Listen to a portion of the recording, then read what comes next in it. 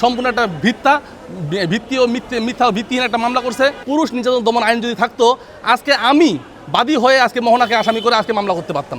আমাদের বিরুদ্ধে যে আমাদের নারী ও শিশু নির্যাতন দমন আইন 2000 সংশোধন 2025-এ আমাদের বিরুদ্ধে যে এলিগেশন নিয়ে আসছে আজকের যে বাদিনী মোহনা, সে বলছে যে আমি মামুন নাকি বিয়ের পর থেকেই 1 কোটি টাকা যৌতুক দাবি করেছি। আমার প্রশ্ন হলো, আমি যে যৌতুক দাবি করছি এই মর্মে ওনারা কোথাও এই পর্যন্ত জিডি করে নাই, কিছু করেনি, তাহলে আজকের যে মামলা, আজকে ভাটারা থানার যে মামলাটা, এর কজ অফ অ্যাকশনটা কোথায়? আসলে এর কজ অফ অ্যাকশন আমরা এই মামলার 7 দিন আগে আমরা একটা সাইবার ট্রাইব্যুনালে 1 নম্বর আসামি লিখন, 2 নম্বর আসামি লায়লারে নিয়ে একটা মামলা করেছিলাম।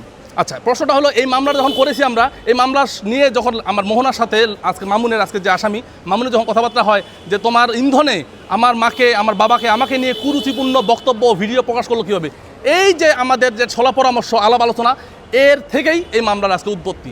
এবং দয়া করে আপনারা দেখবেন, আমি বিজ্ঞ আদালতে বলেছিলাম, যদি আজকে পুরুষ নির্যাতন দমন আইন থাকতো, যে পুরুষ নির্যাতন দমন আইন যদি থাকতো, আজকে আমি বাদী হয়ে আজকে মোহনাকে আসামি করে আজকে মামলা করতে পারতাম। আমি বিজ্ঞ আদালতে সেটা স্পষ্ট করে বলেছি। আসলে পুরুষ নির্যাতন দমন আইন নাই বিধায় আজকে আমি আসামি হয়েছি, মোহনা হয়েছে বাদী।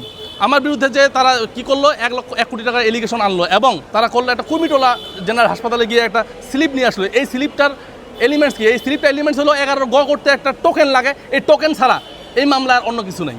সম্পূর্ণ একটা ভিত্তি ও মিথ্যা ভিত্তিহীন একটা মামলা করছে। আমরা বিজ্ঞ আদালতে বলেছি, কিন্তু বিজ্ঞ আদালত আজকে যেহেতু আমাদের প্রোডাকশন কোর্ট, বিজ্ঞ আদালত সিডাব্লিউ মূল্য জেল হাজতে প্রেরণের নির্দেশ দিয়েছেন। আমরা বিজ্ঞ আদালতকে বলেছি এটা একটা মিথ্যা হয়রানিমূলক মামলা। পরে আমরা পরবর্তীতে পুট আপ দিয়ে শুনানি করব।